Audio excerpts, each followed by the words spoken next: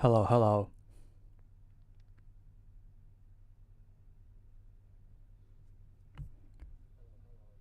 Hello, hello.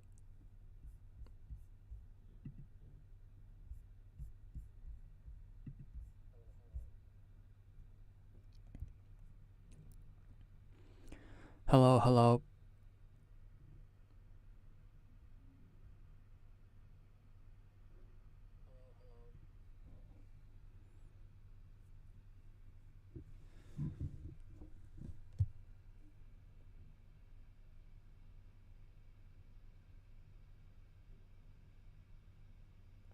So, it has come down to this live stream, does it? After 5 live streams worth of reading, it has come down to this one live stream. Ray Bradbury's internationally acclaimed novel Fahrenheit 451 is a masterwork of 20th century literature set in a bleak dystopian future. Guy Montag is a fireman in his world where television rules and literature is on the brink of extinction. Firemen start fires rather than put them out. His job is to destroy the most illegal commodities, the printed book, along with the houses in which they are hidden. Montag never questions the destruction and ruin his actions produce, returning each day to his bland life and wife, Mildred, who spends all day with her television family. But then he meets an eccentric young neighbor, Clarice, who introduces him to a past where people didn't live in fear, and to a present where one sees the world through the ideas in books instead of the mindless chatter of television. When Mildred attempts suicide and Clarice suddenly disappears, Montag begins to question everything he has ever known. He starts hiding books in his home, and when his pilfering is discovered, the fireman has to run for his life.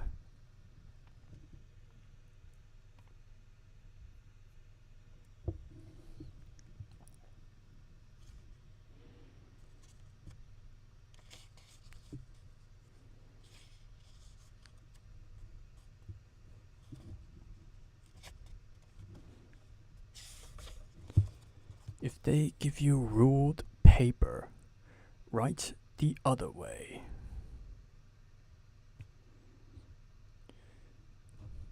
This is the description of Fahrenheit 451 and what we have been reading about for the last 4 streams from Guy Montag. His introduction, his job, and the world he lives in, to then all of a sudden meeting Clarice McClellan, who opened his mind and starting to make him feel conscious and aware, and which started a fire in Montag, where he began questioning everything around him. And soon he's drawn to the idea that maybe books, the thing that he has been burning for an entire decade and as his daily job, might actually be very destructive, and to which he then draws suspicion and dismay from his wife Mildred, his colleagues Captain Beatty, and pushes him to seek help from the likes of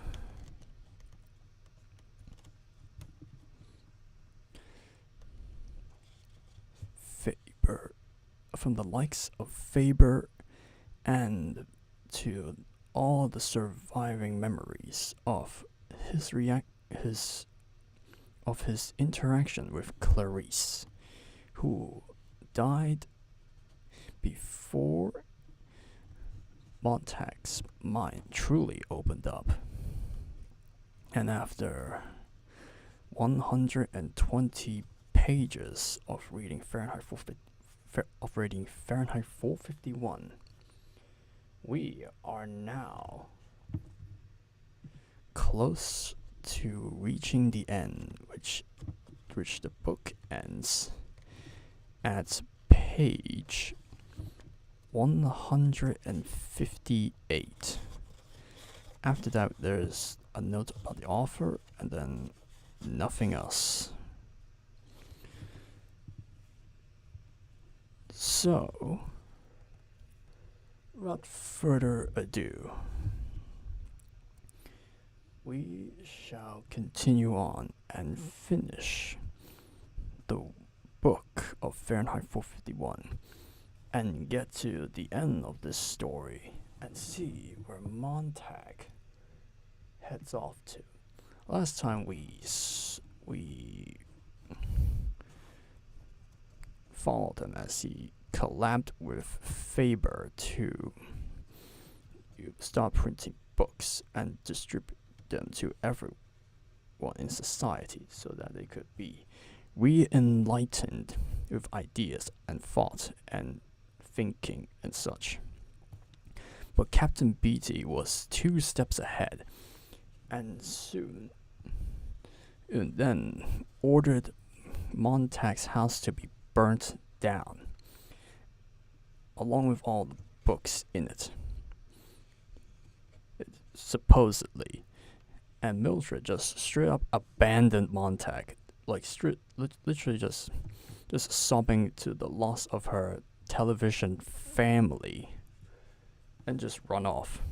Meanwhile, Montag takes his anger towards Captain Beatty, who has been talking in such a manipulative manner that I myself, while reading this, just feels very irritated, and so burnt Beatty and also his other mindless colleagues before taking off, grabbing the few books that he has hidden in the bushes, or what's left of them, because Mildred burnt some of them. Take what's left in the bushes, and then is now a man on the run, a criminal being hunted by the police. Now it's a struggle for survival for Guy Montag. So we'll start at the 120th page, and then we'll not stop reading until we reach the end.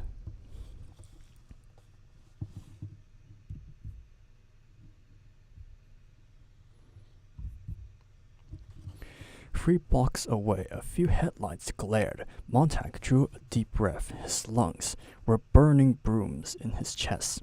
His mouth was sucked dry from running. His throat tasted of bloody iron, and there was rusted steel in his feet. What about those lights there? Once you started walking, you have to gauge how fast those beetles could make it down here. Well, how far was it to the other curb? It seemed like 100 yards. Probably not 100, but figure for that anyway. Figure that with him going very slowly, at a nice stroll, it might take as much as 40 seconds to walk all that way. The beetles, once started, they could leave 3 blocks behind them in about 15 seconds. So, even if halfway across he started to run, he put his right foot out, and then his left foot, and then his right. He walked on the empty avenue. Even if the street were entirely empty, of course.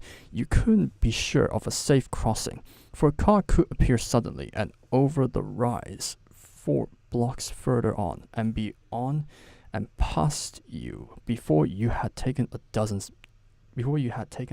breaths.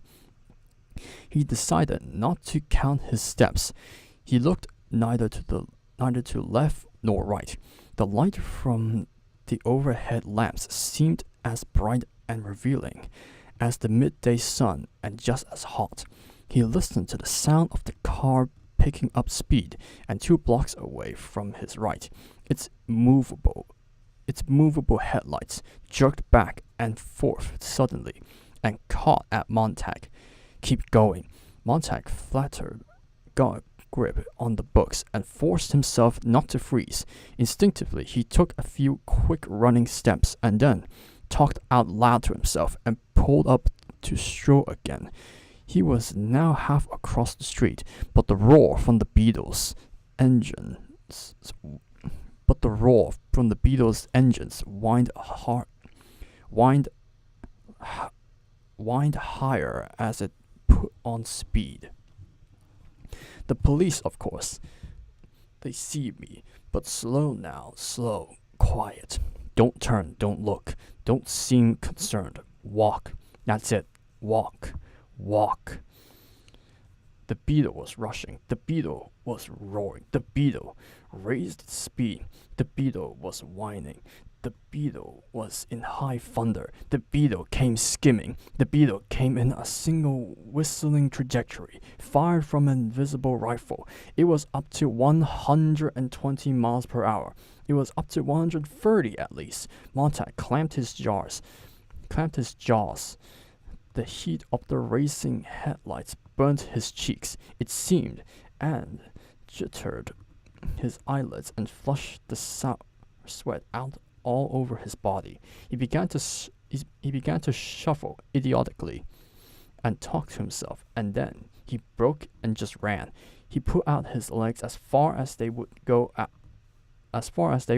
and down, and then far out again and down, and back out and down and back. God, he dropped a book, broke pace, almost turned, changed his mind, plunged on, yelling in concrete emptiness. The Beetle scuttling after its running food. 200, 100 feet away, 90, 80, 70. Montag gasping, flailing his hands, legs up, down, out, up, down, out. Closer, closer, hooting, calling. His eyes burnt white now, as his head jerked about to confront the flashing glare. Now the Beetle was swallowed in its own light. Now it was nothing but a torch hurtling upon him, all sound, all blare. Now, almost on top of him. He stumbled and fell. "I'm done. It's over." But the falling made a difference. An instant before reaching him, the wild Beetle cut and swirled out. It was gone. Montag lay flat, his head down. Wisps of laughter trailed back to him with the blue exhaust from the Beetle. His right hand was extended above him, flat, across the extreme tip of his middle finger. He saw now, as he lifted that hand, a faint 1/16 of an inch of black tread where the tire had touched in passing. He looked at that black line with disbelief, getting to his feet. That wasn't the police, he thought. He looked down the boulevard. It was clear now. A car full of children, all ages, God knew, from 12 to 16, out whistling, yelling, hurrahing, had seen a man, a very extraordinary sight, a man strolling, a rarity, and simply said, "Let's get him," not knowing he was the fugitive Mr. Montag, simply a number of children out for a long night of roaring 500 or 600 miles in a few moonlit hours, their faces icy with wind, and coming home or not, coming at dawn, alive or not alive, that made the adventure. So the cars pass by, or actually it's not a car, but now children is going to be coming to harass Montag. They will have me killed, Montag thought, swaying, the air still torn and stirring about him in dust, touching his blushed cheek. For no reason at all in the world, they would have killed me. He walked toward the far curb, telling each foot to go and keep going. Somehow, he had picked up the spilled books. He didn't remember blending or touching them. He kept moving them from hand to hand as if they were a poker hand he could not figure. I wonder if they were the ones who killed Clarice. He stopped and his mind said it again, very loud. I wonder if they were the ones who killed Clarice. He wanted to run after them, yelling. His eyes watered. The thing that had saved him was falling flat. The driver of that car, seeing Montag down, instinctively considered the probability that running over a body at such a high speed might turn the car upside down and spill them out. If Montag had remained an upright target, Montag gasped. Far down the boulevard, 4 blocks away, the Beetle had slowed, spun about on 2 wheels, and was now racing back, slanting over the wrong side of the street, picking up speed. But Montag was gone, hidden in the safety of the dark alley for which he had set out on a long journey. An hour, or was it a minute ago? He stood shivering in the night, looking back out as the Beetle ran by and skedaddled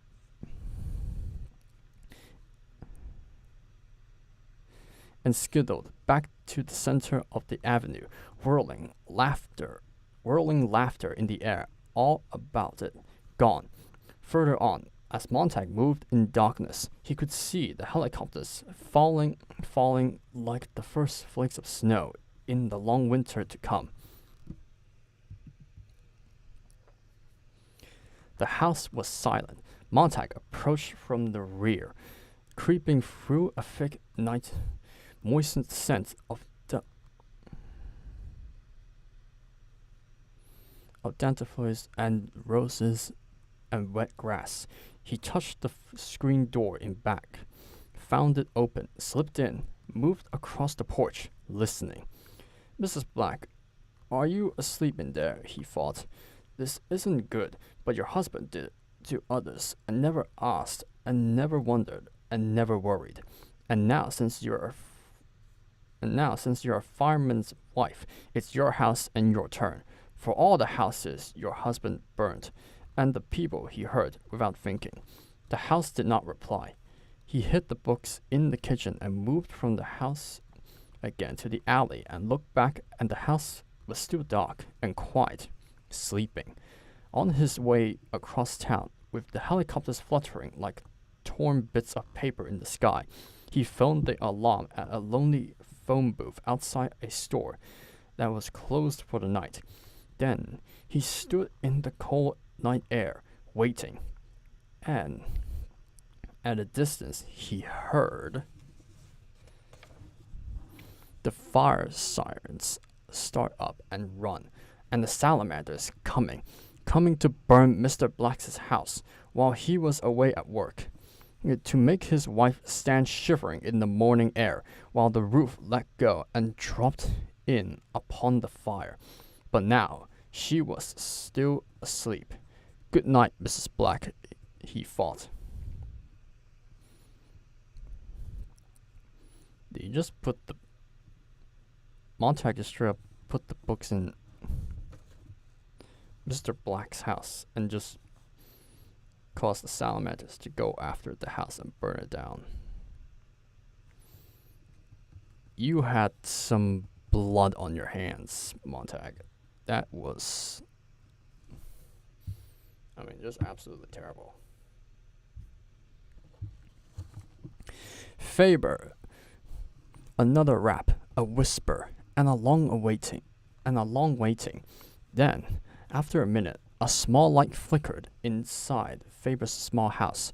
After another pause, the back door opened. They stood looking at each other in the half-light, Faber and Montag, as if each did not believe in the other's existence. Then Faber moved and put out his hand and grabbed Montag and moved him in and sat him down, and went back and stood in the door, listening. The sirens were wailing off in the morning. The sirens were wailing in the morning distant.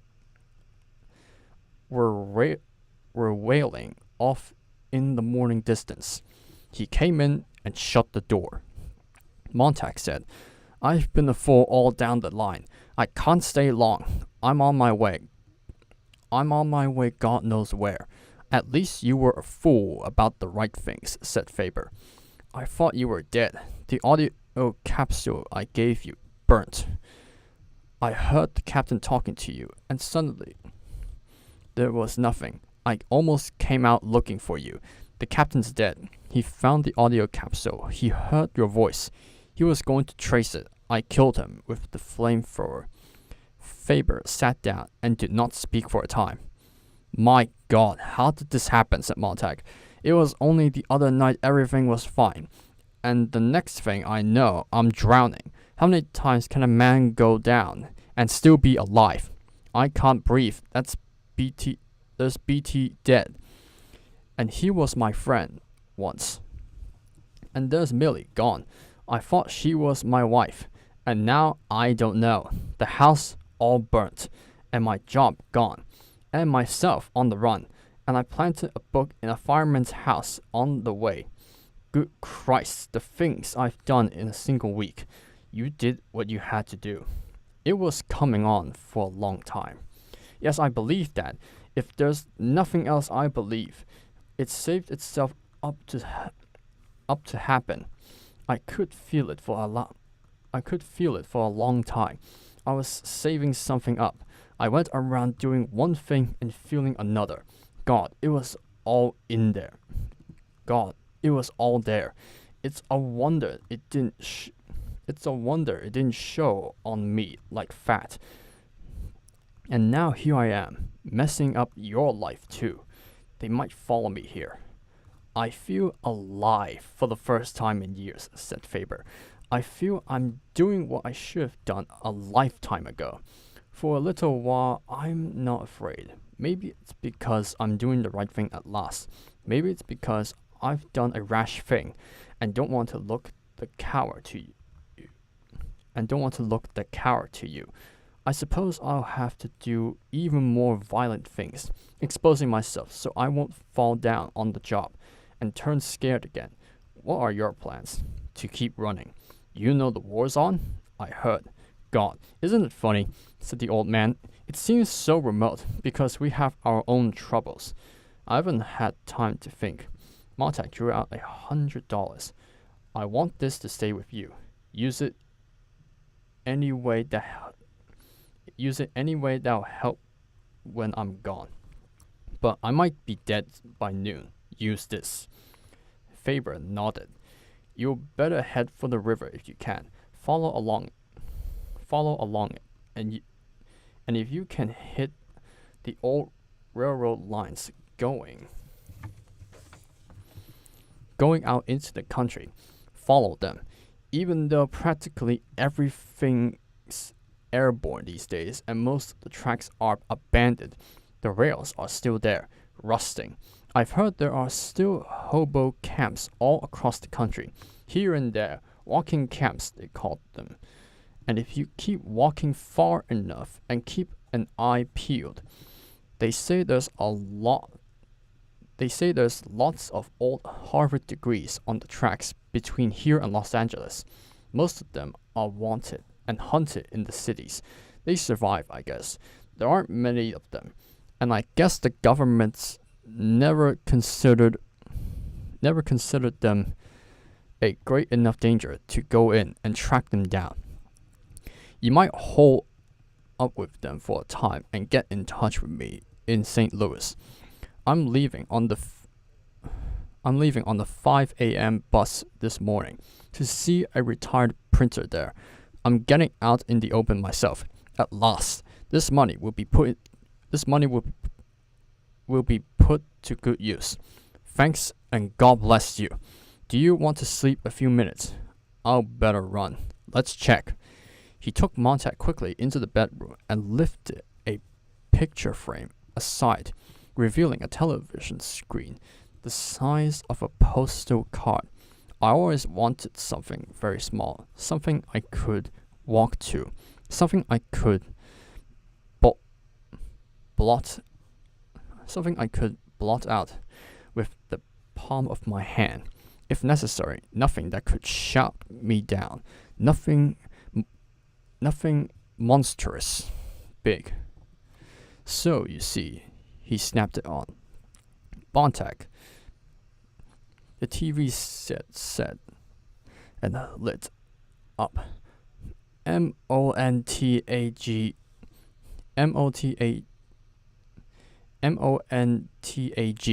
The name was spelled out by a voice. Guy Montag. Still running. Police helicopters are up. A new mechanical hound has been brought from another district. Montag and Faber looked at each other. Mechanical hound never fails. Never since its first use in tracking quarry has this incredible invention made a mistake. Tonight, this network is proud to have the opportunity to follow the hound by camera helicopter as it starts on its way to the target. Faber poured 2 glasses of whiskey. We'll need these. They drank. Nose so sensitive the mechanical hound can remember and identify 10,000 odor index. 10,000 odor indexes on 10,000 men without resetting. Faber trembled the least bit and looked about at his house, at walls, the door, the doorknob, and the chair where Montag now sat. Montag saw the look.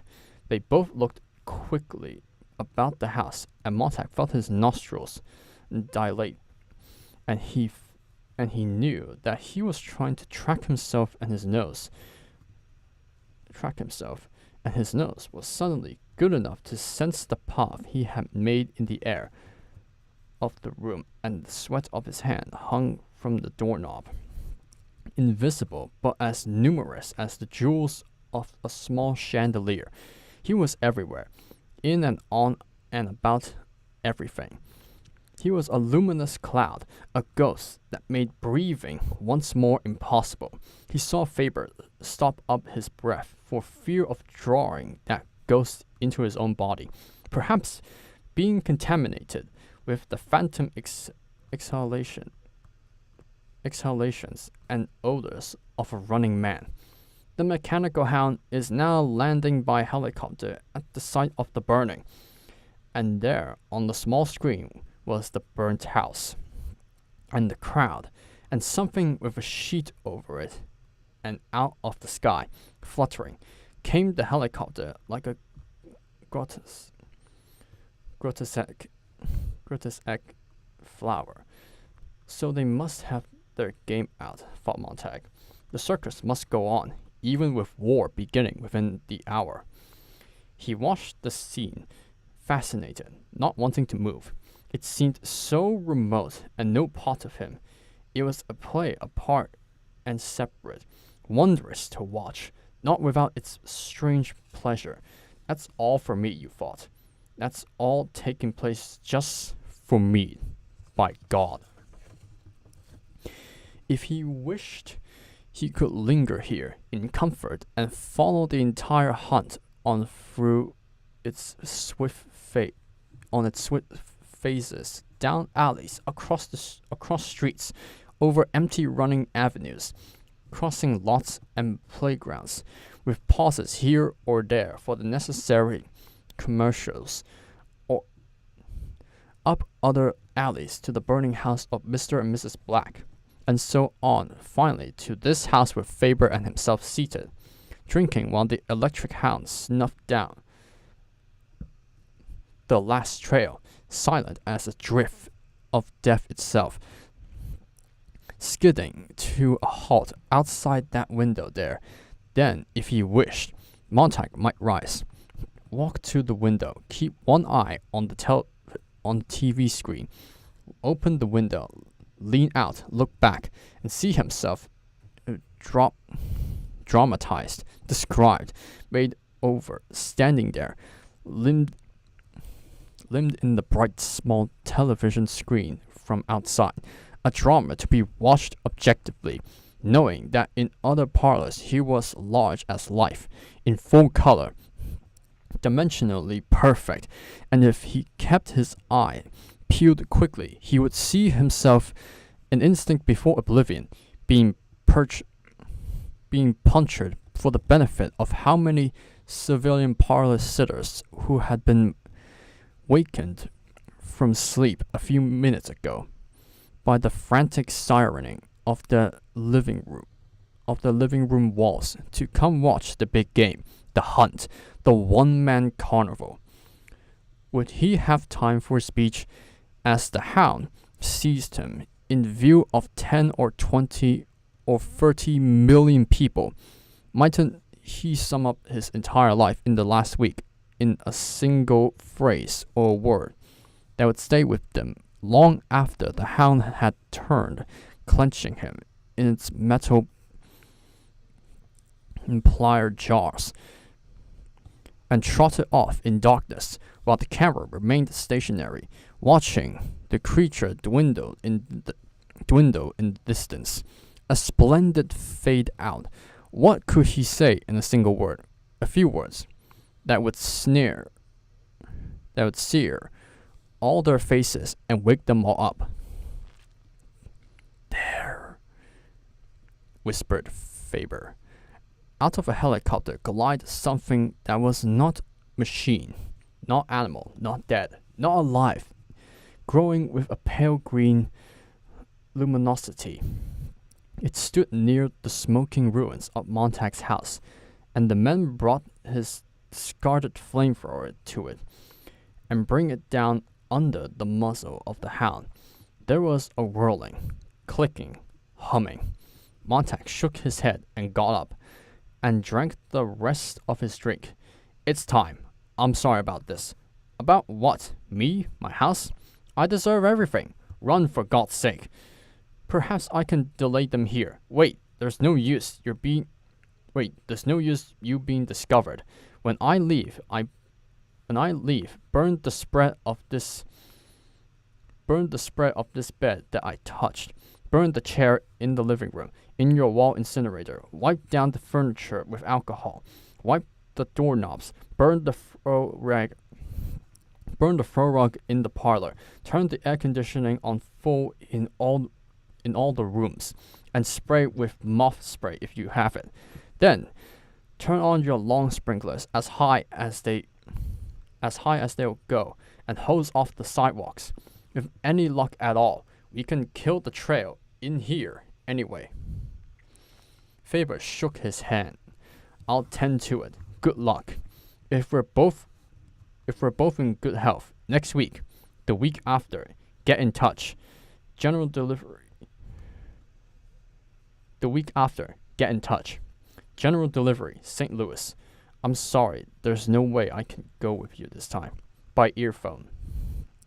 That was good for both of us, but my equipment was limited. You see, I never thought I would use it. What a silly old man. No fault there. Stupid. So, I haven't any green bullet. The right kind to put in your head. Go now. One last thing, quick. A suitcase, get it. Fill it with your dirtiest clothes.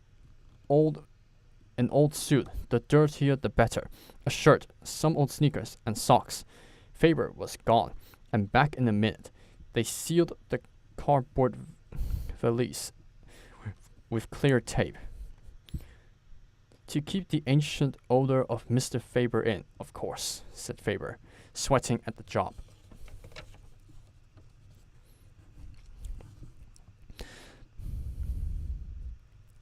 Montag used the exterior of the valise of the valleys with whiskey. I don't want that hound picking up 2 odors at once. May I take this whiskey? I'll need it later. Christ, I hope this works. They shook hands again and going out the door, glanced at the TV. The hound was on its way, followed by hovering helicopter cameras, silently, sniffing the great night wind. It was running down the first alley. Goodbye! And Montag was out the back door lightly, running with the half-empty valise.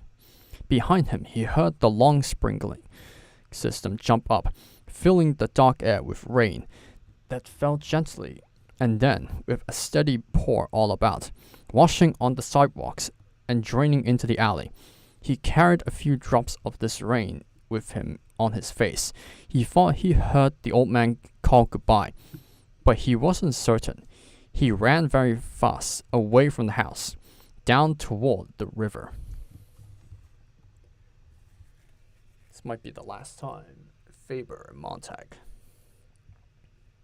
said their goodbyes, and also see each other. Because maybe after this, there's no going back. They might not see each other again. But who knows? Before we continue on, need to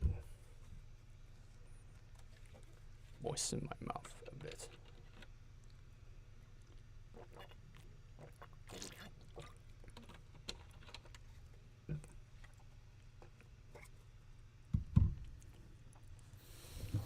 Before it dries out. Anyways.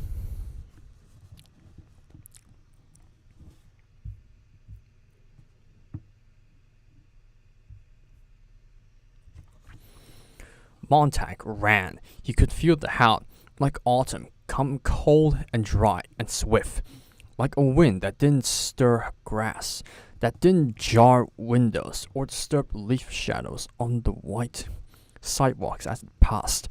The hound did not touch the world. It carried its silence with it, so you could feel the silence building up a pressure behind you all across town. Montag felt the pressure rising and ran. He stopped for breath on his way to the river to peer through dimly lit windows of vacant houses and saw the silhouettes of people inside watching their parlor walls, and there on the walls the mechanical hound. A breath of neon vapor spidered along, here and gone. Now at Elm Terrace, Lincoln Oak Park. Now at Elm Terrace, Lincoln Oak Park, and up the valley toward Faber's house. Go past, thought Montag. Don't go. Don't stop. Go on. Don't turn in. On the parlor wall, Faber's house, with its sprinkler system pulsing in the night air. The hound paused, quivering. No, Montag held to the wind slit. This way, here. The procaine needle flicked out and in, out and in. A single clear drop of the stuff of dreams fell from the needle as it vanished in the hound's muzzle. Montag held his breath like a double fist in his chest. The mechanical hound turned and plunged away from Faber's house down the alley again. Montag snapped his gaze to the sky. The helicopters were closer, a great blowing of insects to a single light source. With an effort, Montag reminded himself again that this was no fictional episode to be watched on his run to the river. It was, in actuality, his own chess game he was witnessing, move by move. He shouted to give himself the necessary push away from this last house window, and the fascinating sense going on in there. Hell, and he was away and gone. The alley, a street, and the smell of the river, leg on, leg down, leg out, leg down, leg out and down. 20 million Montags running. Soon, if the cameras caught him, 20 million Montags running like an ancient flickery keystone comedy. Cops, robbers, chasers, and the chased, hunters, and hunted. He had seen it 1,000 times. Behind him now 20 million silently baying hounds ricocheted across parlors, 3-cushion shooting from right wall to center wall to left wall. Gone. Right wall, center wall, left wall. Gone. Montag jammed his seashell to his ear. Police suggest entire population in the Elm Terrace area do as follows. Everyone in every house, in every street, open a front or rear door or look from the windows. The fugitive cannot escape if everyone in the next minute looks from his house. Ready. Of course, why hadn't they done it before? Why, in all the years, hadn't this game been tried? Everyone up, everyone out. He couldn't be missed. The only man running alone in the night city. The only man proving his legs. At the count of 10 now. 1, 2, he felt the city rise. 3, he felt the city turn its thousands of doors. 4, the people sleepwalking in the hallways. 5, he felt their hands on the doorknobs. The smell of the river was cool and a solid rain. His throat was burnt rust, and his eyes were weeped dry with running. He yelled as if this yell would jet him on, fling himself the last 100 yards. 6, 7, 8. The doorknobs turned on 5,000 doors. 9. He ran out away from the last row of houses on a slope, leading down to a solid moving blackness. 10. The doors opened. He imagined thousands on thousands of faces peering into yards, into alleys, and into the sky. Faces hid by curtains, pale, night-frightened faces, like gray animals peering from electric caves. Faces with gray, colorless eyes, gray tongues, and gray thoughts looking out through the numb flesh of the face. But he was at the river. He touched it, just to be sure it was real. He waddled in and stripped in darkness to the skin, splashed his body, arms, legs, and head with raw liquid, drank it, and snuffed some up his nose. Then he dressed in Faber's old clothes and shoes. He tossed his own clothing into the river and watched it swept away. Then, holding the suitcase, he walked along in the river until there was no bottom, and he was swept away in the dark.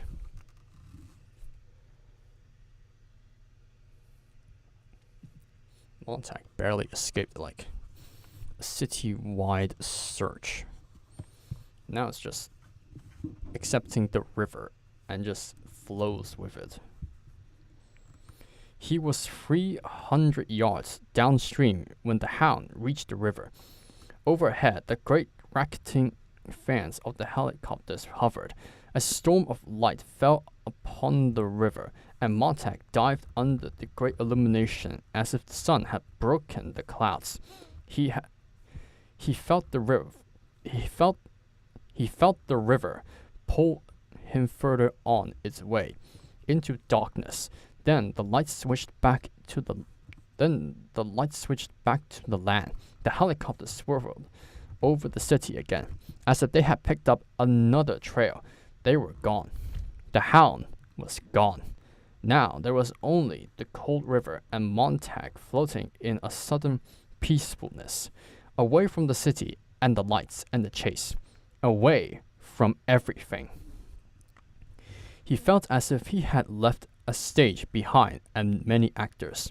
He felt as if he had left the great scenes of all the murmuring ghosts.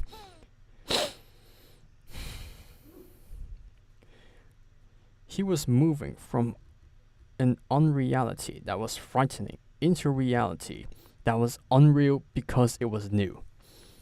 The black land slid by, and he was going into the country among the hills. For the first time in a dozen years, the stars were coming out above him, in great processions of wheeling fire. He saw a great juggernaut of stars form in the sky and threaten to roll over and crush him. He floated on his back while the valise filled and sank. The river was mild and leisurely, going away from the people who ate shadows for breakfast and steam for lunch and vapors for supper.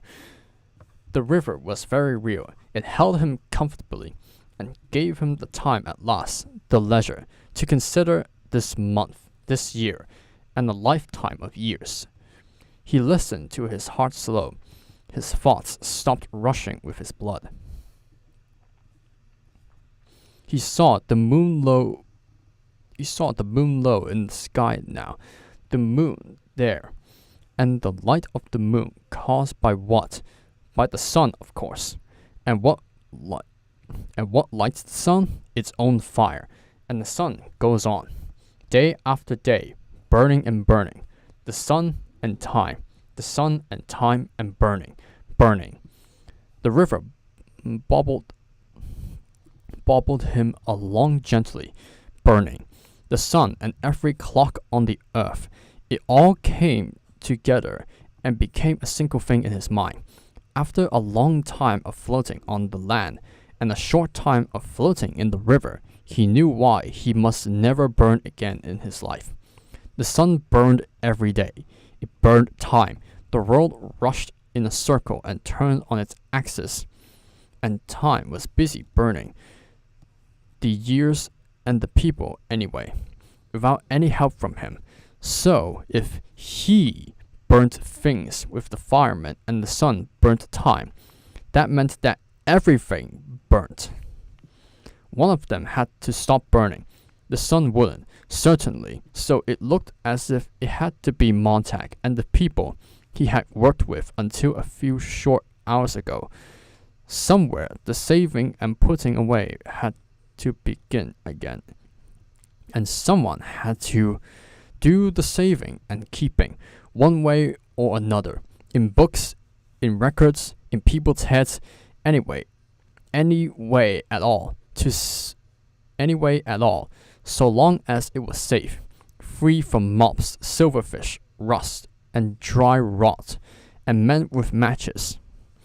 The world was full of burning of all types and sizes. Now, the guild of the asbestos weaver must open shop very soon. He felt his heel bump land, touch pebbles and rocks, and scrape sand. The river had moved him toward shore. He looked in at the great black creature without eyes.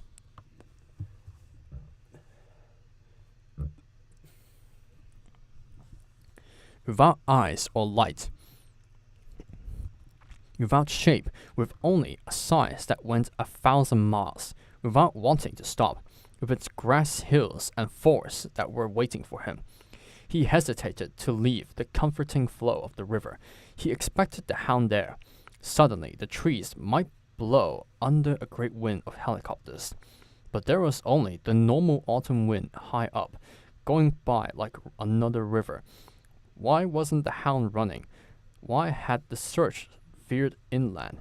Montag listened. Nothing.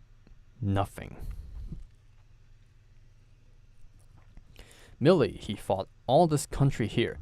Listen to it. Nothing and nothing. So much silence. Millie, I wonder how you take it.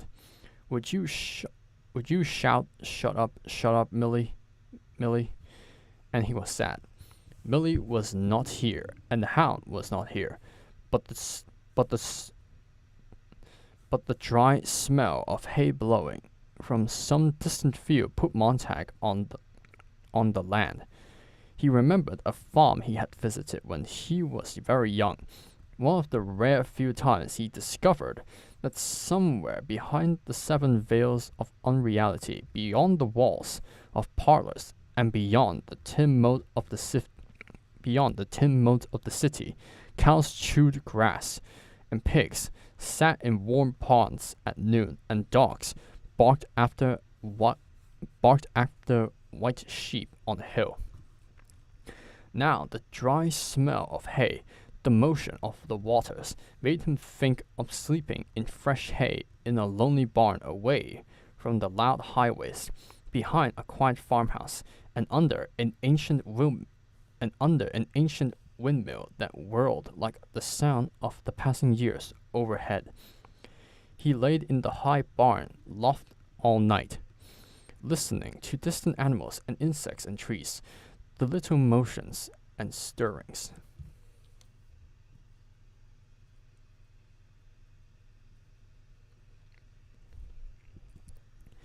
During the night, he thought, below the loft, he would hear a sound like feet moving, perhaps.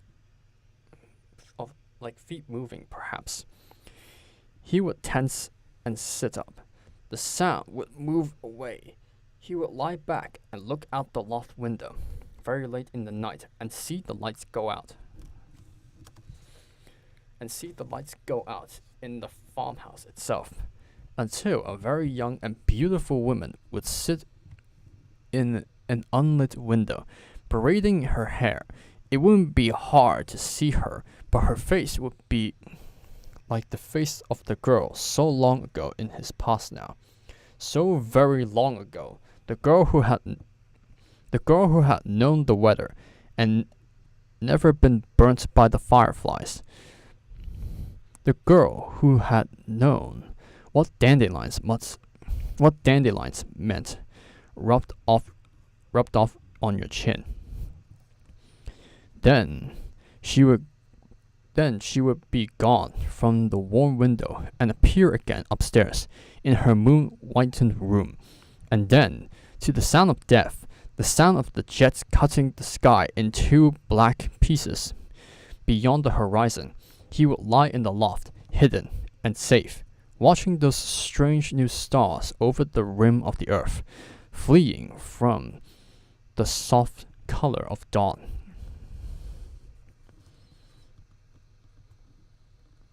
In the morning, he would not have needed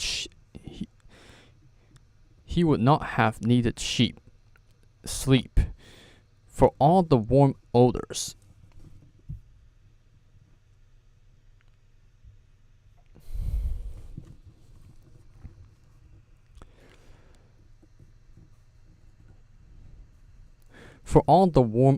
and sights of a complete country night would have rested and slept him while his eyes were wide and his mouth,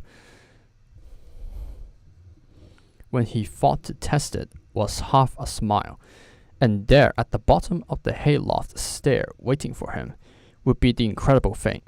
He would step carefully down in the pink light of early morning, so fully aware of the world that he would be afraid, and stand over the small miracle and at last bend to touch it. The cool glass of fresh milk, and a few apples and pears laid at the foot of the steps.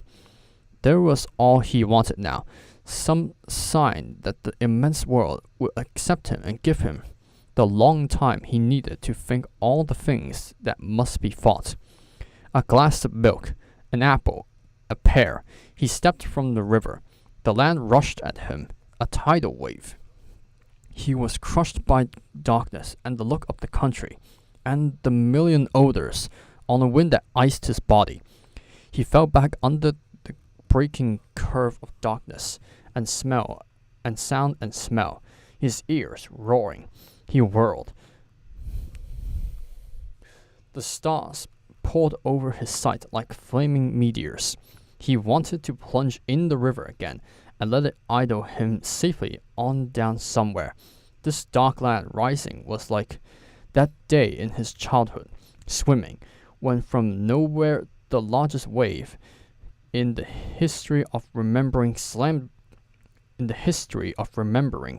him down in salt mud and green darkness, water burning mouth and nose, wrenching his stomach, screaming, "Too much water, too much land." Out of the black wall before him, a whisper, a shape, in the shape two eyes, the night looking at him, the forest seeing him. The hound! After all the running and rushing and sweating it out, and half drowning, to come this far, work this hard, and think yourself safe, and sigh with relief, and come out on the land at last, only to find the hound. Montag gave one last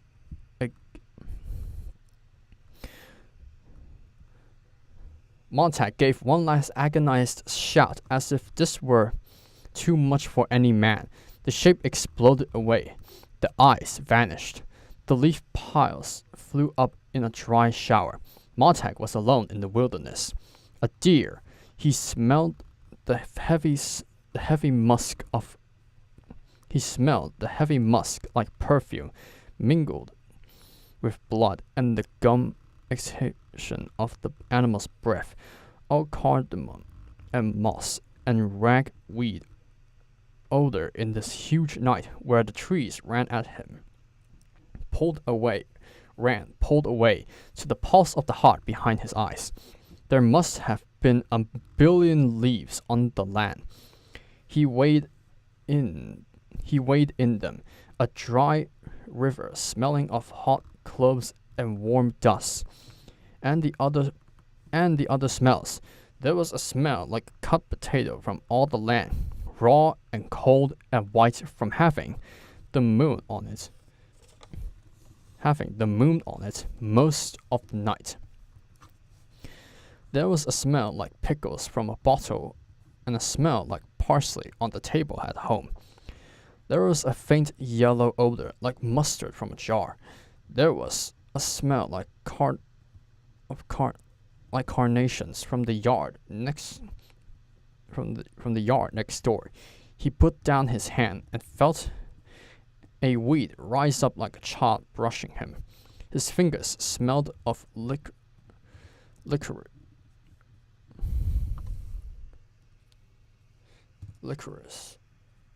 He stood breathing, and the more he breathed the land in, the more he was filled with all the details of the land. He was not empty. There was more than enough here to fill him. There will always be more than enough.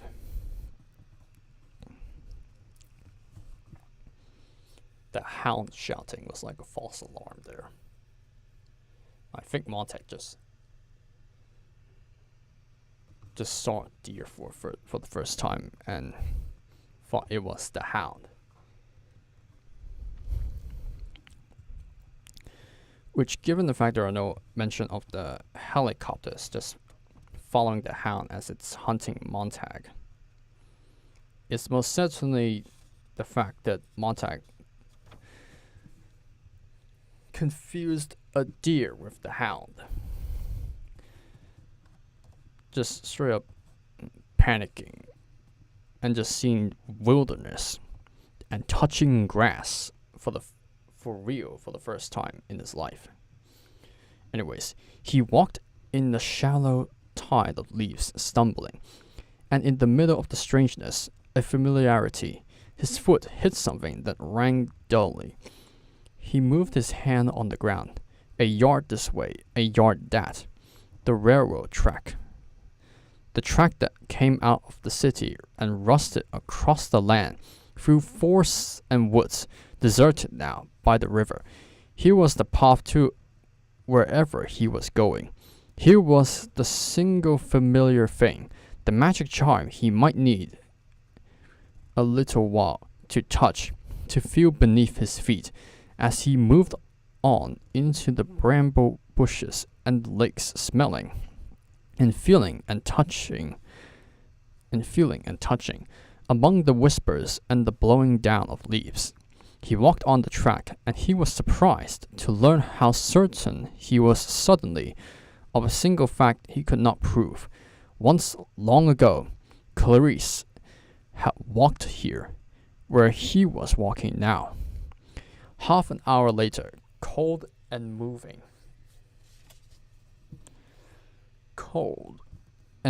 carefully on the tracks, fully aware of his entire body, his face, his mouth, his eyes stuffed with blackness, and his ears stuffed with sound, his legs prickled with blurs and netlets. He saw the fire ahead.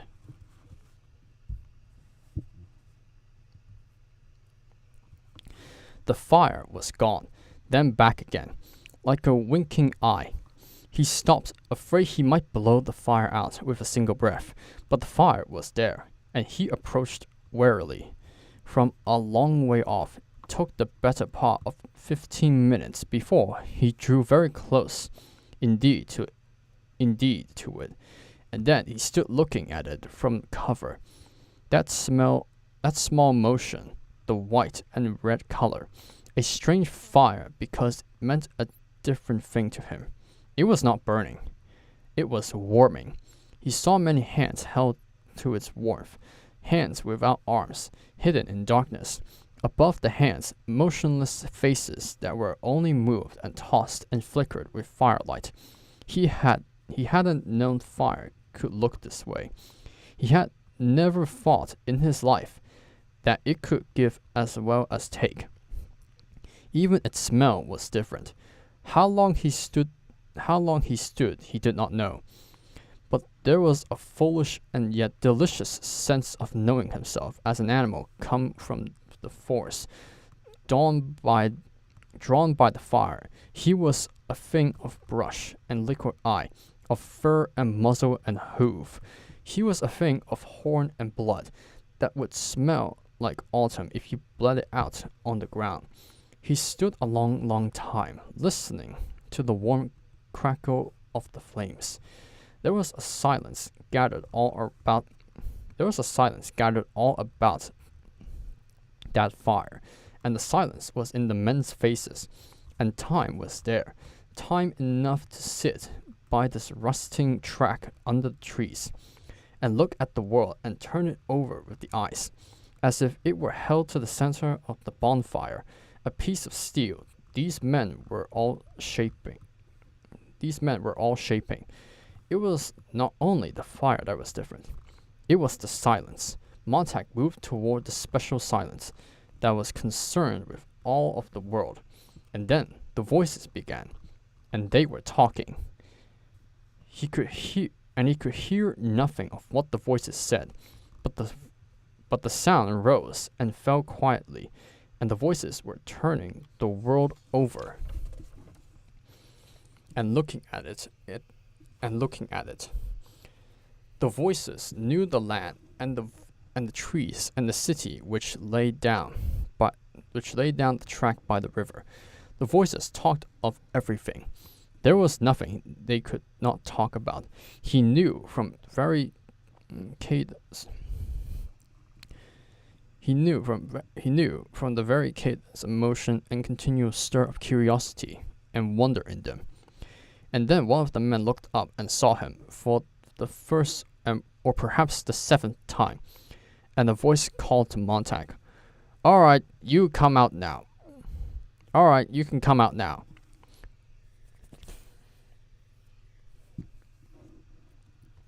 Montag stepped back in the shadows. "It's all right," the voice said. "You're welcome here." Montag walked slowly toward the fire, and the 5 old men sitting there, dressed in dark blue denim pants and jackets and dark blue shirts. He did not know what to say to them. "Sit down," said the man who seemed to be the leader of the small group. "Have some coffee?"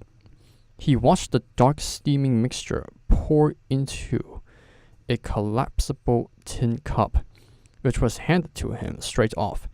He sipped it gingerly, and felt them looking at him with curiosity. His lips were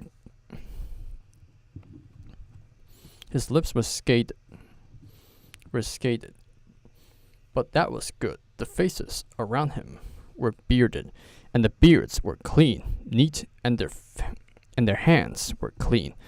They had stood up as if to welcome a guest, and now they sat down again. Montag sipped. "Thanks," he said. "Thanks very much." "You're welcome, Montag. My name's Granger." He held out a small bottle of colorless fluid. "Drink this too. It'll change the chemical index of your perspiration."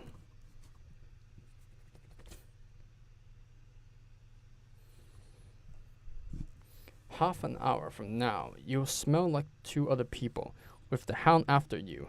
The best thing is to bottoms up. Montag drank the bitter fluid. "You stink like a bobcat, but that's all right," said Granger. "You know my name," said Montag. Granger nodded to a portable battery TV set by the fire. "We've watched the chase. Figured you would wind up south along the river. When we heard you plunging around out in the forest like a drunken elk, we didn't hide as we usually do. We figured you were in the river when the helicopter cameras swung back in over the city. Something funny there. The chase is still running. The other way, though." "The other way? Let's have a look." Granger snapped the portable viewer on. The picture was a nightmare, and condensed, easily passed from hand to hand. In the forest, all whirling color and flight, a voice cried, "The chase continues north in the city. Police helicopters are converging on Avenue 87 and Elm Grove Park." Granger nodded. "They're faking. You threw them off at the river. They can't admit it. They know they can hold their audience only so long. The show's got to have a snap ending, quick. If they started searching the whole damn river, it might take all night. So they're sniffing for a scapegoat to end things with a bang. Watch. They'll catch Montag in the next 5 minutes." "But how?" "Watch." The camera hovering in the belly of a helicopter now swung down at an empty street. "See that?" whispered Granger. "It will be you. Right up at the end of that street is our victim. See how our camera coming in. Building the scene. Suspense. Long shot. Right now, some poor fellow is out for a walk. A rarity, an odd one. Don't think the police don't know the habits of queer ducks like that. Men who walk mornings for the hell of it, or for reasons of insomnia. Anyway, the police have had him charted for months, years. Never know when that sort of information might be handy, and today it turns out it's very usable indeed. It saves face. Oh God, look there." The men at the fire bent forward. On the screen, a man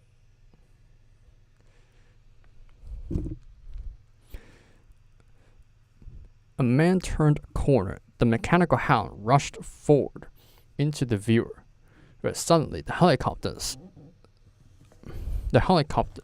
lights shot down a dozen brilliant pillars that built a cage all about the man.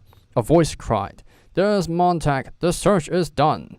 The innocent man stood bewildered, a cigarette burning in his hand. He stared at the hound, not knowing what it was. He probably never knew it. He glanced up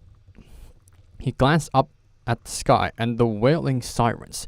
The camera rushed down. The hound leaped up into the air with a rhythm and a sense of timing that was incredibly beautiful. Its needle shot out. It was suspended for a moment in their gaze, as if to give the vast audience time to appreciate everything.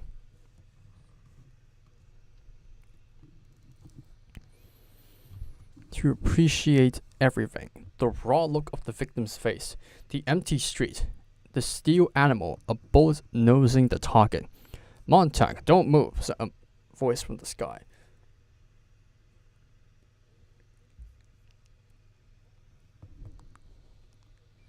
The camera fell upon the victim.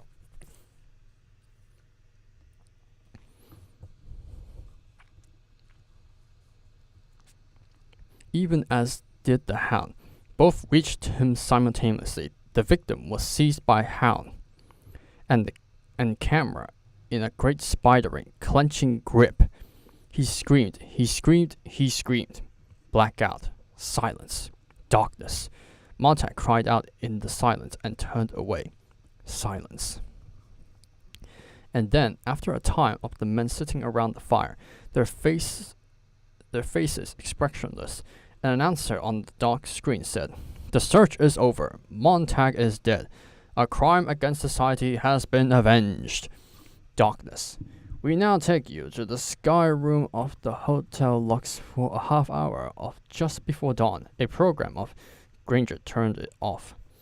"You didn't show the man's face in focus, did you notice? Even your best friend couldn't tell if it was you. They scrambled it just enough to let the imagination take over. Hell, he whispered, hell." Montag said nothing, but now, looking back,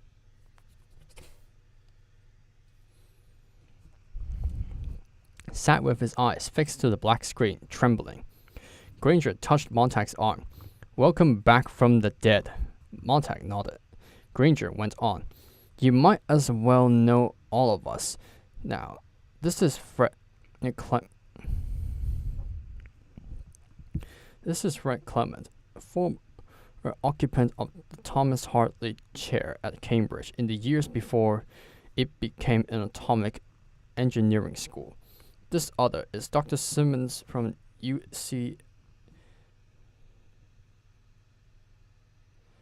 UCLA, a specialist in the Why Gasset. Professor West here did quite a bit for ethics, an ancient study now, for Columbia University quite some years ago. Reverend Padover here gave a few lectures 30 years ago and lost his flock between one Sunday and the next for his views. He's been bumming with us some time now. Myself, I wrote a book called The Fingers in the Grove, the proper relationship between the individual and society. And here I am. Welcome, Montag. "I don't belong with you," said Montag, at last slowly. "I've been an idiot all the way. We're used to that. We all made the right kind of mistakes, or we wouldn't be here. When we were separate individuals, all we had was rage. I struck a fireman when he came to burn my library years ago. I've been running ever since. You want to join us, Montag?" "Yes." Montag has found his other people. Free-thinking men. Away from the grip of the government and far away from death. They are pretty much safe now, especially for Montag. "What have you to offer?" "Nothing. I thought I had part of the book Aeschylus, and maybe a little of Revelation, and I haven't even that now. The book of Aeschylus would be fine. Where was it?" "Here." Montag touched his head. "Ah," Granger smiled and nodded. "What's wrong? Isn't that all right?" said Montag. "Better than all right. Perfect." Granger turned to the "Do we have a book of Aeschylus?" "One man. A man named Harris in Youngstown." in Youngstown. Montag, Granger took Montag's shoulder firmly. Walk carefully. Guard your heart. Guard your health. If anything should happen to Harris, you are the book of Exodus. And see how important you have become in the last minute. But I've forgotten. No, nothing's ever lost. We have ways to shake down your clinkers for you. But I've tried to remember. Don't try. It'll come when we need it. All of us have photographic memories, but spend a lifetime learning how to block off the things that are really in there. Simmons here had worked on it for 20 years, and now we've got the method down to where we can recall anything that's been read once. Would you like someday, Montag, to read Plato's Republic? Of course. I am Plato's Republic. Like to read Marcus Aurelius? Mr. Simmons is Marcus. How do you do that? How do you do? Said Mrs. Simmons. Hello, said Montag. I want you to meet Jonathan Swift, the author of that evil political book, Gulliver's Travels. And this other fellow is Charles Darwin. And this one is Skip. And this one is Skippenholler. And this one is Einstein. And this one here at my elbow is Mr.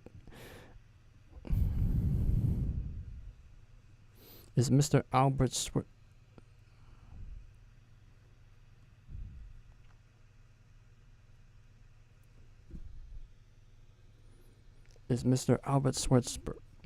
Schweitzer, a very kind philosopher indeed. Here we all are, Montag.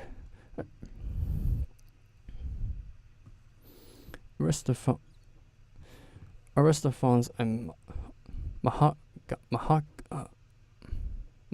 Gandhi and Gautama Buddha and Confucius and Thomas Love Peacock and Thomas Jefferson and Mr. Lincoln. If you please, we are also Matthew, Mark, Luke, and John. Everyone laughed quietly. It can't be, said Montag. It is, replied Granger, smiling. We're book burners, too. We read the books and burnt them. Afraid they'll be found. Microfilming didn't pay off. We were always traveling. We didn't want to bury the film and come back later. Always the chance of discovery.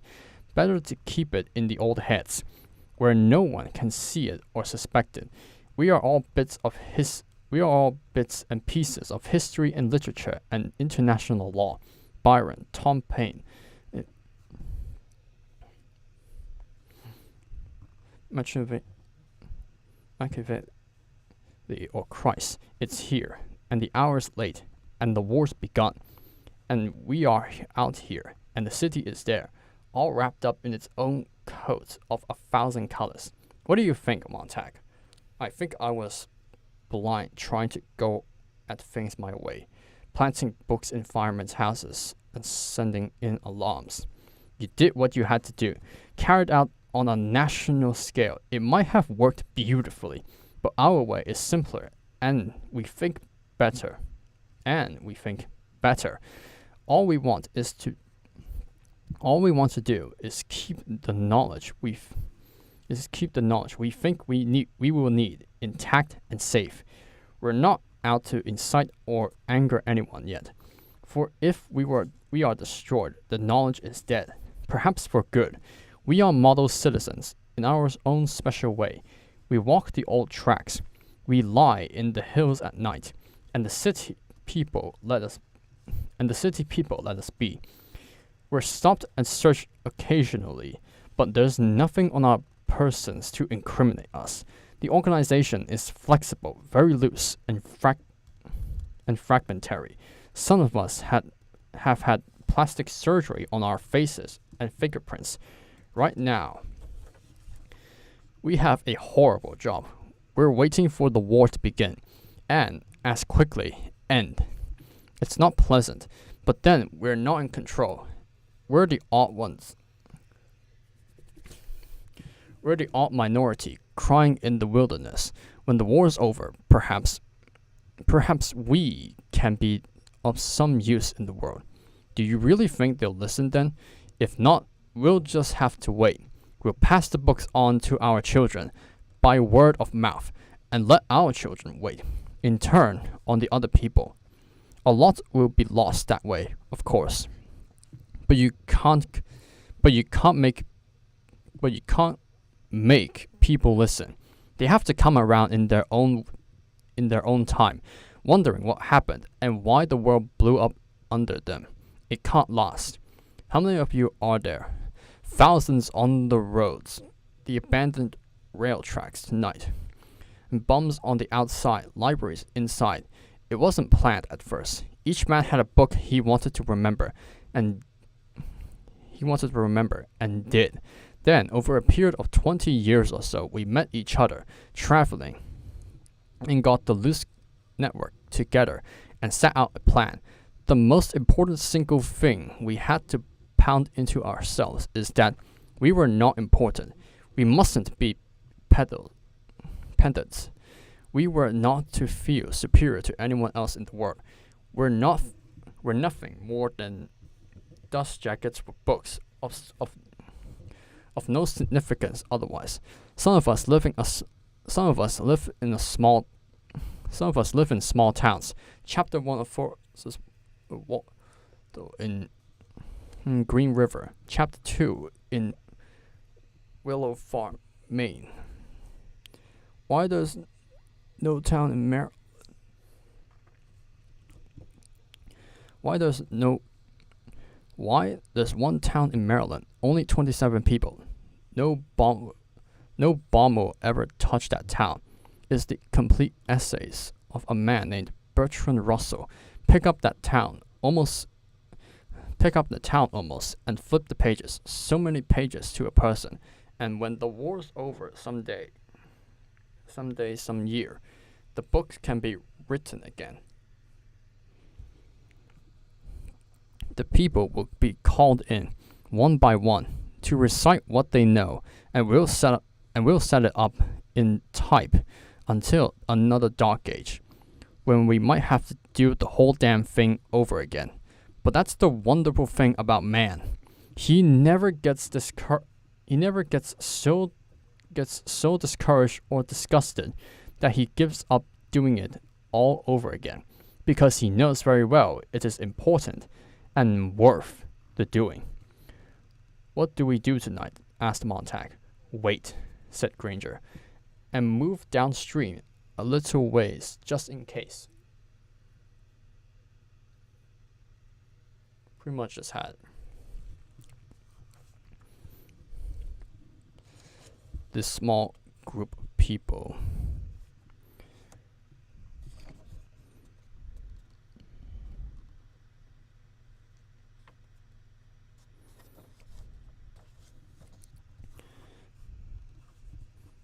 having the leader Granger just explain themselves, showing that they are book rememberers. They remember books in their head, and to prevent them having contraband that will lead them to death. There's nothing to incriminate if there is none in the first place, and it's only hidden in people's mind, which you can't get into. Anyways. He began throwing dust and dirt in the fire. The other men helped, and Montag helped. And there, in the wilderness, the men all moved their hands, putting out the fire together. They stood by the river in the starlight. Montag saw the luminous dial of his waterproof fire. 5 o'clock in the morning. Another year ticked by in a single hour, and dawn waiting beyond the far bank of the river. Why do you trust me? Said Montag. A man moved in the darkness. The look of you's enough. You haven't seen yourself in the mirror lately. Beyond that, the city has never cared so much about us to bother with an elaborate chase like this to find us. A few crackpots with verses in their heads can't touch them, and they know it, and we know it. Everyone knows it. So long as the vast population doesn't wander about quoting the Magna Carta and the Constitution, it's all right. The firemen were enough to check that now and then. No, the cities don't bother us, and you look like hell. They moved along the bank of the river, going south. Montag tried to see the men's faces, the old faces he remembered from the firelight, lined and tired. He was looking for a brightness, a resolve, a triumph over tomorrow that hardly seemed to be there. Perhaps he had expected their faces to burn and glitter with the knowledge they carried, to glow as interns glow, with the light in them, but all the light had come from the campfire. And these men had seemed no different than any others who had run a long race, searched a long search, seen good things destroyed, and now, very late, were gathered to wait for the end of the party and the blowing out of the lamps.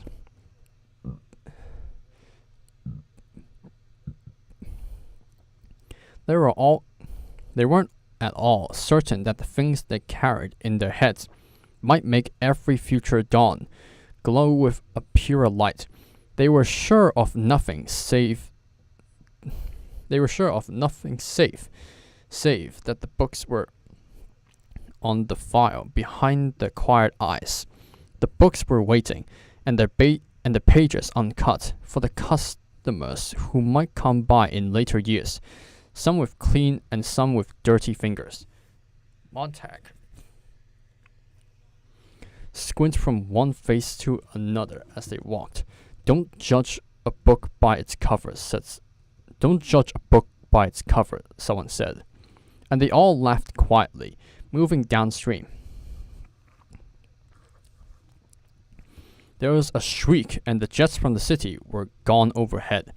Long before the men looked up, Montag stared back at the city. Far down the river, only a faint glow now. My wife's back there. I'm sorry to hear that. The cities won't do well in the next few days, said Granger. It's strange. I don't miss her. It's strange I don't feel much of it. It's strange I don't feel much of anything, said Montag. Even if she dies, I realized a moment ago, I don't think I'll feel sad. It isn't right. Something must be wrong with me. Listen, said Granger, talking to his arm, and walking with him, holding aside the bushes to let him pass. When I was a boy, my grandfather died, and he was a sculptor. He was also a very kind man who had a lot of love to give the world, and he helped clean up the slum in our town, and he made toys for us, and he did a million things in his lifetime. He was always busy with his hands, and when he died, I suddenly realized I wasn't crying for him at all, but for all the things he did. I cried because he would never do them again. He would never carve another piece of wood, or help us raise doves and pigeons in the backyard, or play the violin the way he did, or tell us jokes the way he did. He was part of us, and when he died, all the actions stopped dead, and there was no one to do them just the way he did. He was individual. He was an important man. I've never gotten over his death. Often I think, what wonderful carvings never came to birth because he died. How many jokes are missing from the world, and how many homing pigeons untouched by his hands. He shaped the world. He did things to the world. The world was bankrupt of 10 million fine actions the night he passed on. Montag walked in silence. Millie, Millie, he whispered. Millie. What? My wife, my wife. Poor Millie, poor Millie. I can't remember anything. I think of her hands, but I don't see them doing anything at all. They just hang there at his sides, or they lie there on her lap, and there's a cigarette in them. But that's all. Montag turned and glanced back. What did you give to the city, Montag? Ashes. What did the others give to each other? Nothingness. Granger stood looking back at Montag. Everyone must leave something behind when he dies. My grandfather.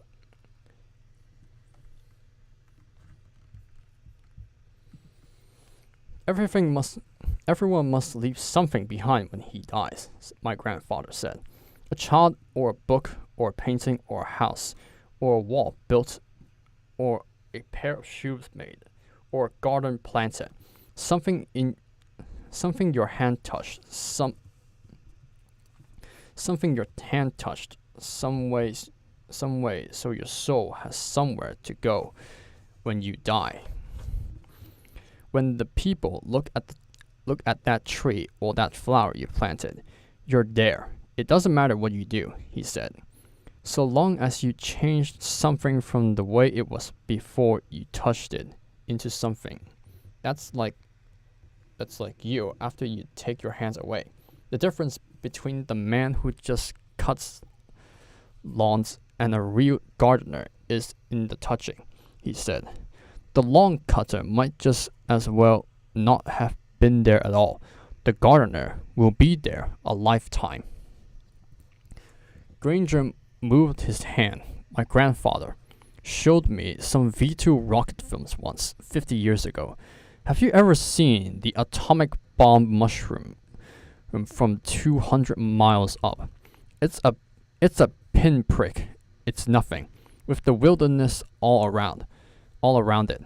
My grandfather ran off the V2 rocket film a dozen times and then hoped that someday our cities will open up more and let the green and the land and the wilderness in more.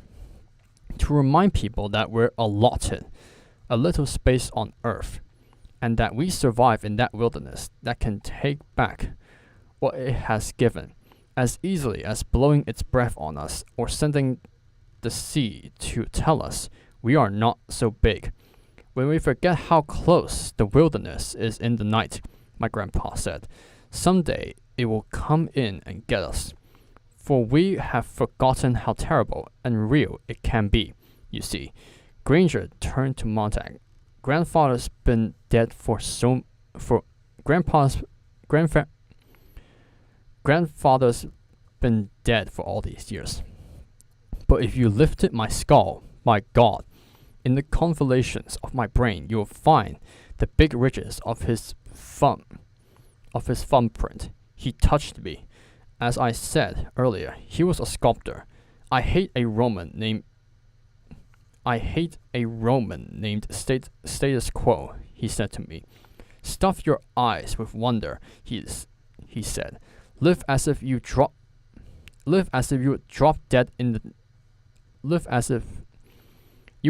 dead in 10 seconds. See the world. It's more fantastic than any dream made or paid for in factories. Ask no guarantees. Ask for no security. There never was such an animal. And if there were, it would be related to the great sloth, which hangs upside down in a tree all day every day, sleeping its life away. To hell with that, he said. Shake the tree and knock the great sloth down on his ass. Look, cried Montag, and the war began and ended in that instant.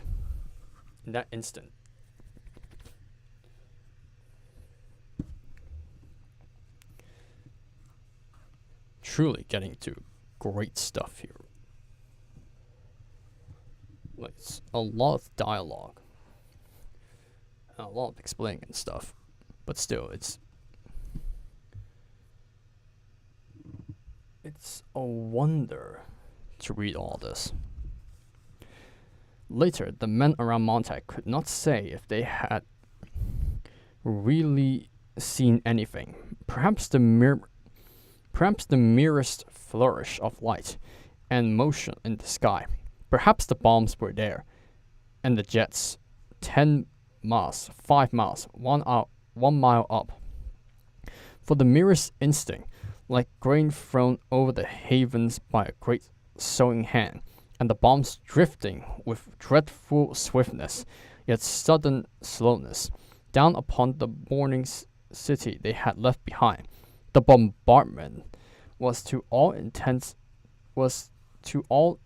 and purposes finished. Once the jets had sighted their target, alerted the bombardier at 5,000 miles an hour, as quick as the whisper of a cipher.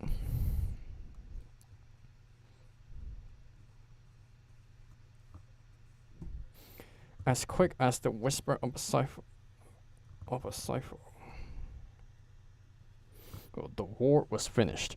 Once the bomb release was yanked, it was over. Now, a full 3 seconds, all of the time in history, before the bombs struck, the enemy ships themselves were gone half around the visible world, like bullets in which a savage inland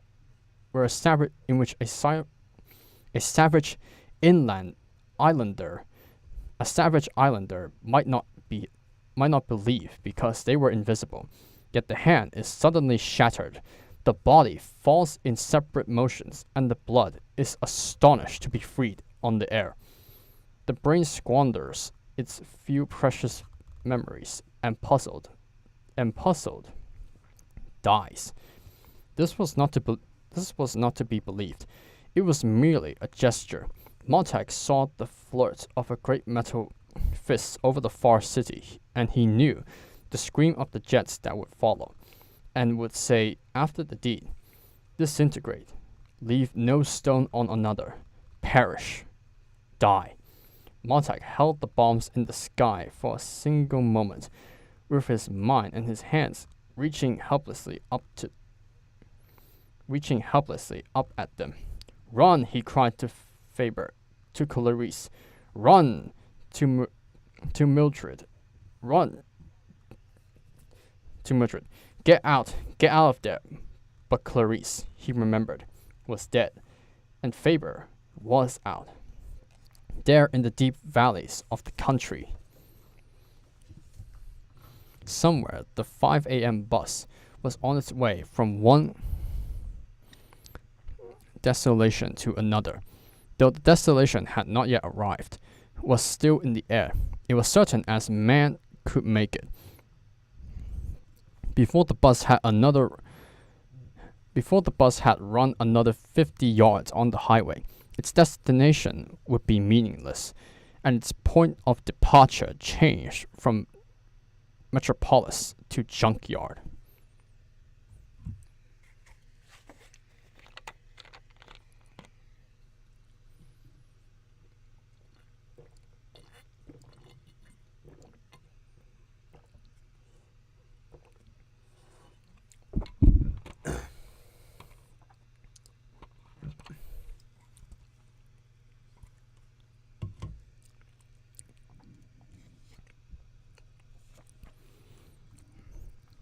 And Mildred, get out, run! He saw her in her hotel room somewhere now, in the half second remaining with the bombs a yard, a foot, an inch from her building. He saw her leaning toward the great simmering walls of color and motion where the family talked and talked and talked to her, where the family prattled and chatted and said her name and smiled at her, and said nothing of the bomb that was an inch, now a half inch, and now a quarter inch from the top of the hotel, leading into the wall as if all the hunger of looking would find the secret of her sleepless unease there. Mildred, leading anxiously, nervously, as if to plunge, fell into that swarming immensity of color to drown in its bright happiness. The first bomb struck.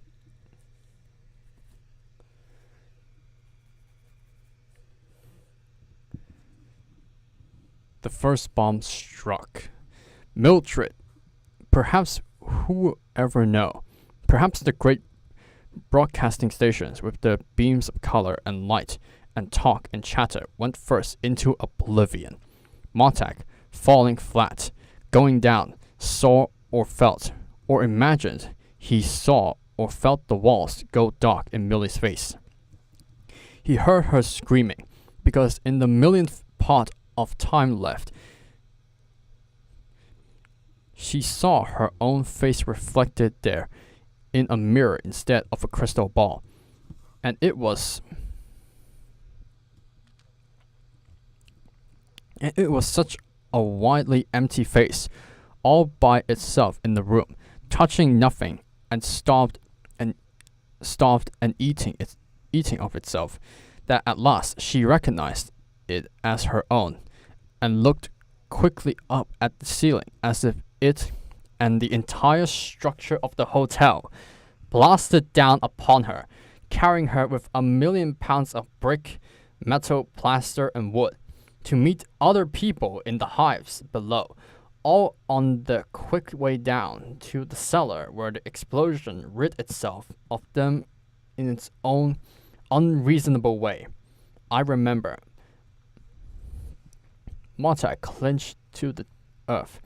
I remember. Chicago, a long time ago. Billy and I. That's where we met. I remember now. Chicago, a long time ago.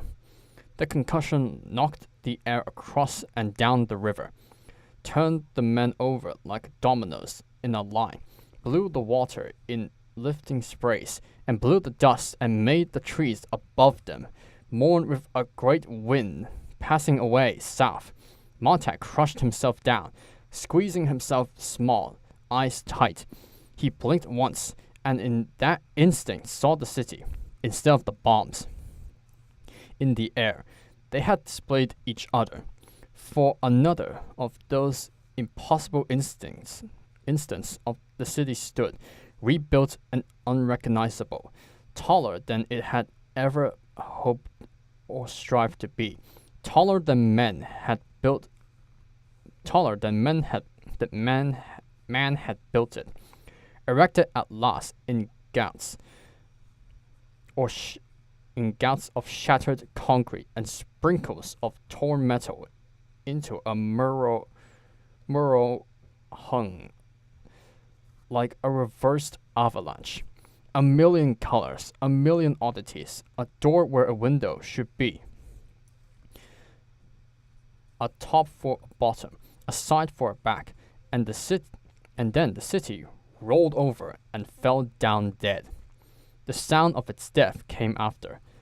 Montag lying there, eyes gritted shut with dust, a fine wet cement of dust in his now shut mouth, gasping and crying. Now fought again. I remember something. I remember something else. What is it? Yes. Part of Aeschylus and Revelation. Part of that book. Part of it. Quick now. Quick before it gets away. Before the shock wears off. Before the wind dies. Book of Aeschylus. Here. He said it over to himself. Silently, lying flat into the trembling earth, he said the words of it many times. And they were perfect without trying. And there was no Denham's deference anywhere. It was just the preacher by himself, standing there in his mind, looking at him. There, said a voice. The men lay gasping like fish laid out on the grass. They held to the earth as children hold to familiar things. No matter how cold or dead, no matter what has happened or will happen, their fingers were clawed into the dirt, and they were all shouting to keep their eardrums from bursting, to keep their sanity from bursting. Mouths open, Montag shouting with them, a protest against the wind that ripped their faces and torn at their lips, making their nose bleed. Montag watched the great dust settle, and the great silence move down upon the world. Lying there, it seemed that he saw every single grain of dust and every blade of grass, and that he heard every cry and shout and whisper going up in the world now. Silence fell down in the sifting dust, and all the leisure they might need to look around to gather the reality of this day into their senses. Montag looked at the river. We'll go on the river. He looked at the old railroad tracks. Or we'll go that way. Or we'll walk on the highways now. And we'll have time to put things into ourselves. And someday, after it sets in us a long time, it'll come out our hands and our mouths. And a lot of it will be wrong. But just enough of it will be right. We'll just start walking today and see the world and the way the world walks around and talks. The way it really looks. I want to see everything now. And while none of it will be me when it goes in, after a while, it will all gather together inside and it'll be me.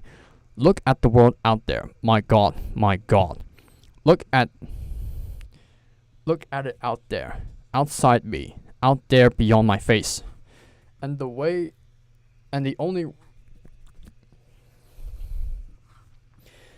only way to really touch it is to put it where it's finally me, where it's in the blood, where it pumps around 1,000 times, 10,000 times, 10,000 a day. I'll get hold of it, so it'll never turn off, so it'll never run off.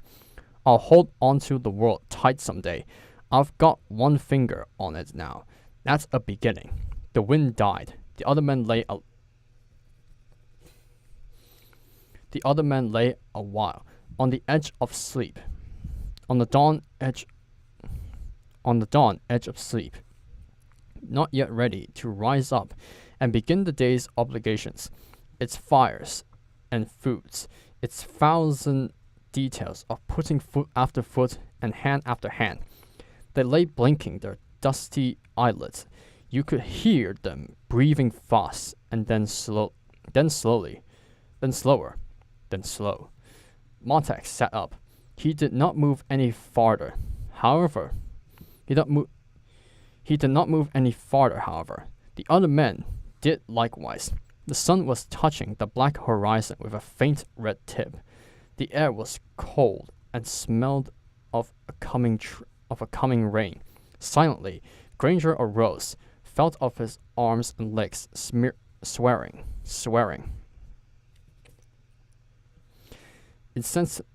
Insensibly, under his breath, tears dripping from his face, he shuffled down to the river to look upstream. It's flat, he said, a long time later.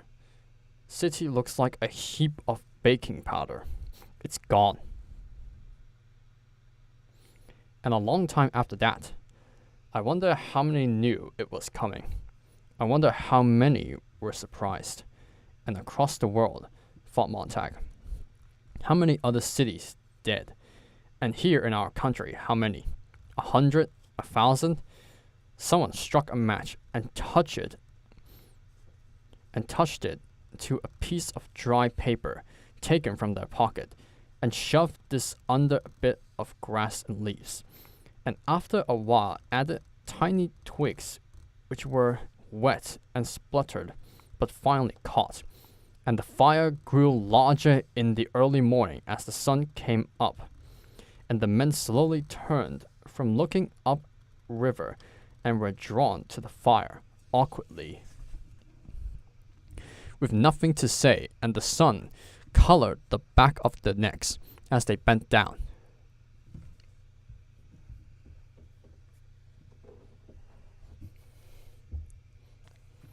Granger unfolded an oilskin with some bacon in it.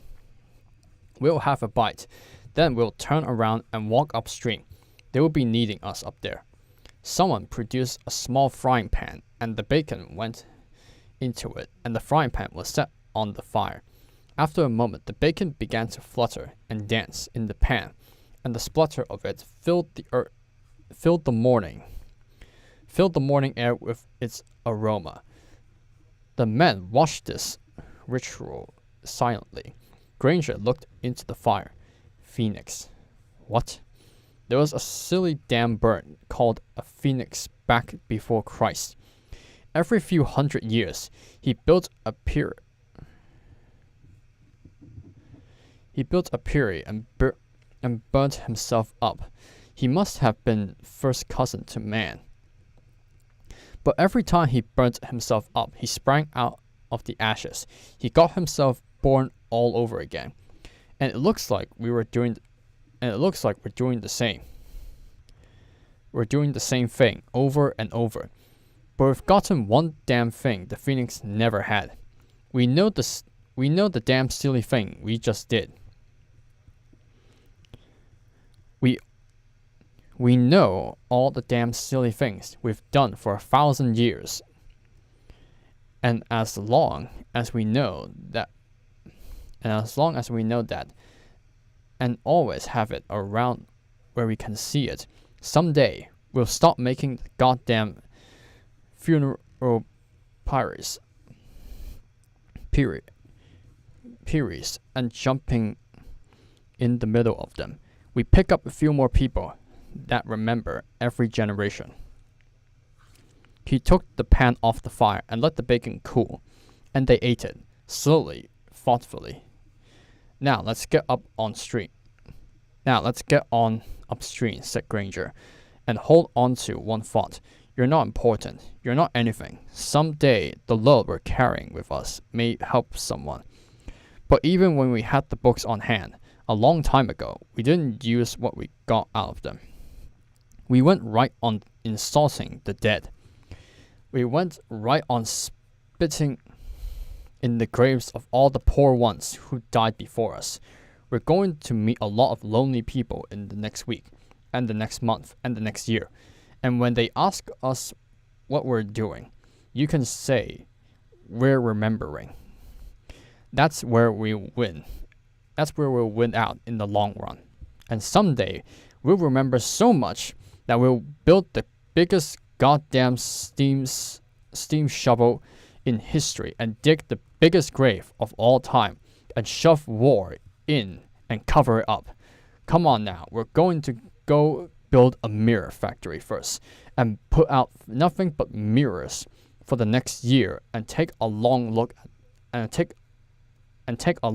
in them. They finished eating and put out the fire. The day was brightening all about them as if a pink lamp had been given Warwick. In the trees, the birds had flown away quickly now came back and settled down. Montag began walking, and after a moment, found that the others had fallen in behind him, going north. He was surprised, and moved aside to let Granger pass. But Granger looked at him and nodded him on. Montag went ahead. He looked at the river and the sky, and the rusting track going back down to where the farms lay, where the barns stood full of hay, where a lot of people had walked by in the night on their way from the city. Later, in a month or 6 months, and certainly not more than a year, he will walk along here again, alone, and keep right on going until he caught up with the people. But now there was a long morning's walk until noon, and if the men were silent, it was because there was everything to think about and much to remember. Perhaps later in the morning, when the sun was up and had warmed them, they would begin to talk, and just say the things they remembered, to be sure they were there, to be absolutely certain that things were safe in them. Montag felt the slow stir of words, the slow simmer. And it came his turn, what he could say, what he could offer on a day like this, to make the trip a little easier. To everything there is a season, yes, a time to break down and a time to build up. Yes, a time to keep silence and a time to speak. Yes, all that. But what else? What else? Something. The final stretch of Fahrenheit 451. And on either side of the river there was a tree of life, which bare 12 manner of fruits, and yield her fruit every month. And the leaves of the tree were for the healing of the nations. Yes, Montag thought, that's the one I'll save for noon. For noon. When we reach the city.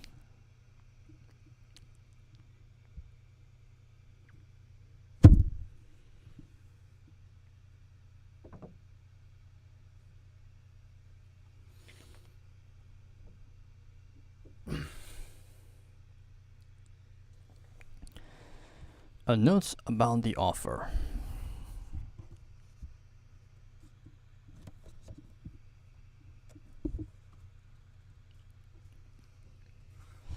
Ray Bradbury, born 1920, died 2012, was the author of more than 3 dozen books, including Fahrenheit 451, The Martian Chronicles, The Illustrated Man, Dandelion Wine, and Something Wicked This Way Comes, as well as hundreds of short stories. He wrote for the theater, cinema, and TV, including the screenplay for John Huston's Moby Dick and the Emmy Award-winning teleplay The Halloween Tree, and adapted for television 65 of his stories for the Ray Bradbury Theatre.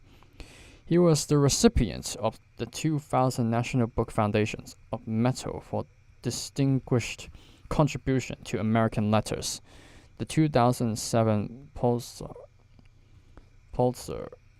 Prize Special Citation, and numerous other honors.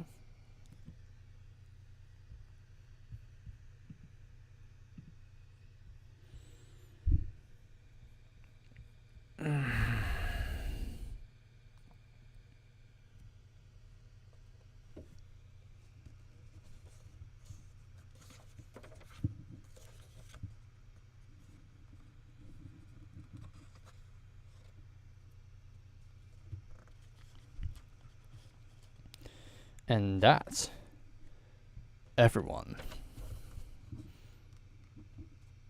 I believe, is all of Fahrenheit 451. Dear God. So, a final conclusion for the stream.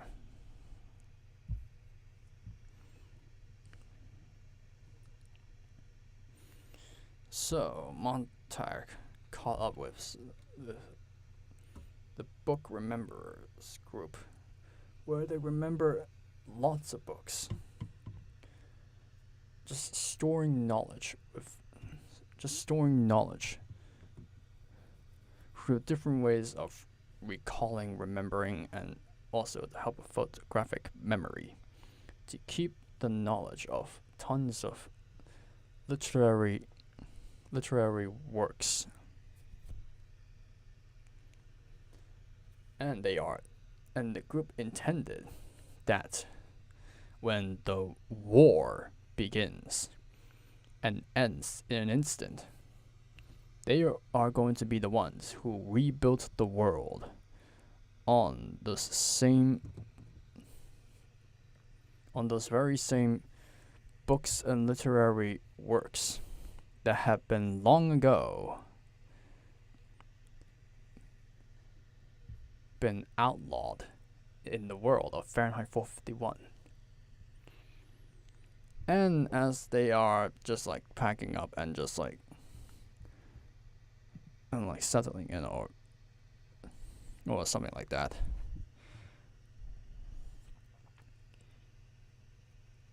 humanity and civilization has finally done it.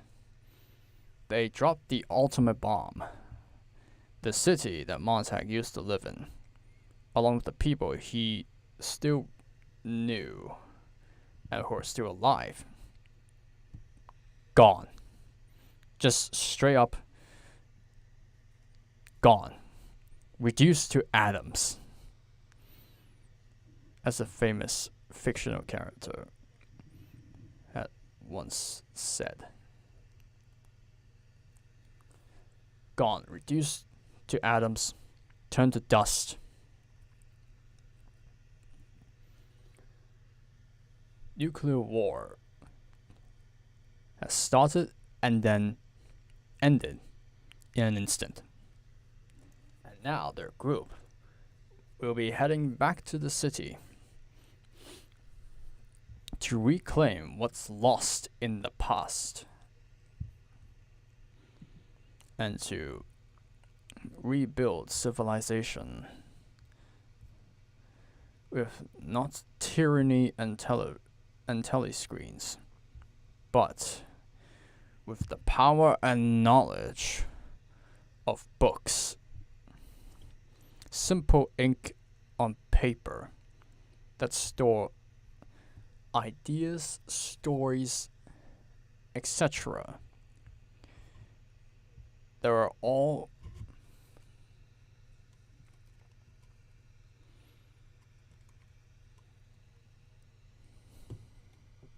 written by people who had big ideas that they want to share with humanity.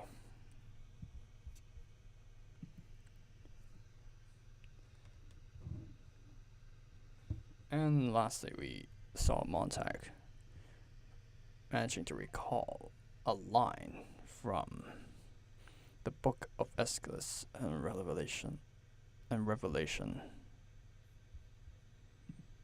And that was the end of Fahrenheit 451.